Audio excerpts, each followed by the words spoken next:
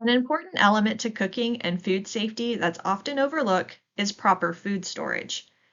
If food is improperly stored, bacteria can grow and cause serious harm.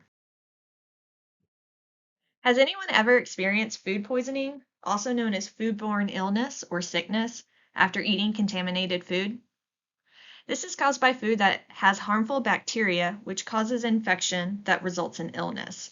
In fact, there are about 48 million cases of foodborne illness in the US alone, which is around 1 in 7 Americans getting sick from bacteria contaminated foods.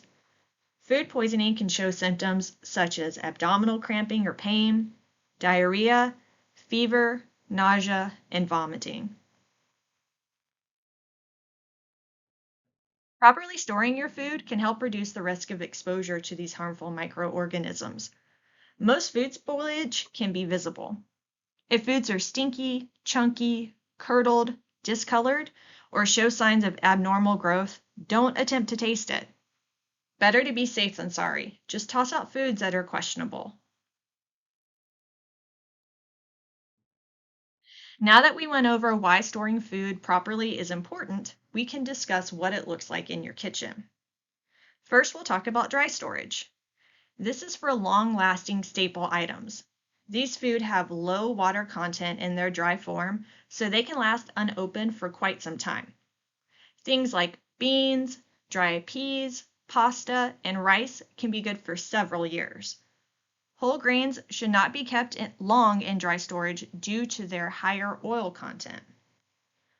Oil should be kept in cool, dry, dark areas. Peanut, soy, corn, coconut, and olive oils are typically okay to store in a cabinet away from heat.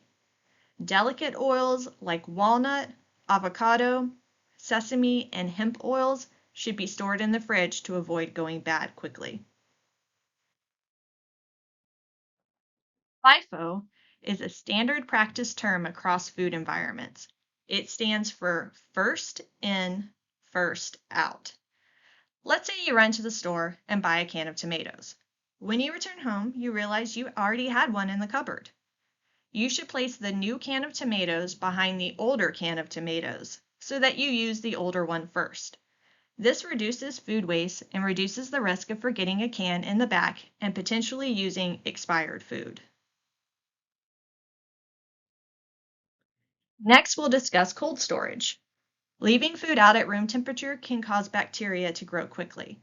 According to the USDA, the temperature danger zone for all hot and cold items is between 40 to 140 degrees Fahrenheit. This means that at these temperatures, bacteria grows best.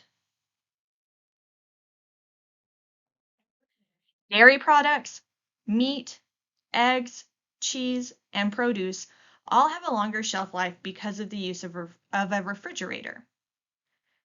It's important to make sure your refrigerator is set to a constant, proper temperature to reduce food spoilage. This is 40 degrees or below. Cold foods typically contain a lot of water, are higher in protein, lower in acidity, which are all perfect conditions for bacteria to grow. Within the refrigerator, there's also a proper way to store foods. The door of the fridge is the least cold area, and the condiments, sauces, oils, and butters can be safely stored here. Ready-to-eat foods should be stored at the top of your fridge. If your fridge has drawers, it's smart to store your produce there. Some drawers have humidity controls which you can easily adjust based on what is being held there. High humidity foods include things like cabbage, carrots, cucumbers, herbs, watermelons, and leafy greens. Low humidity foods include apples, avocados, pears, mangoes, peaches, and ripe bananas. Raw meats are a high bacteria food and can leak and contaminate fresh foods that are ready to eat.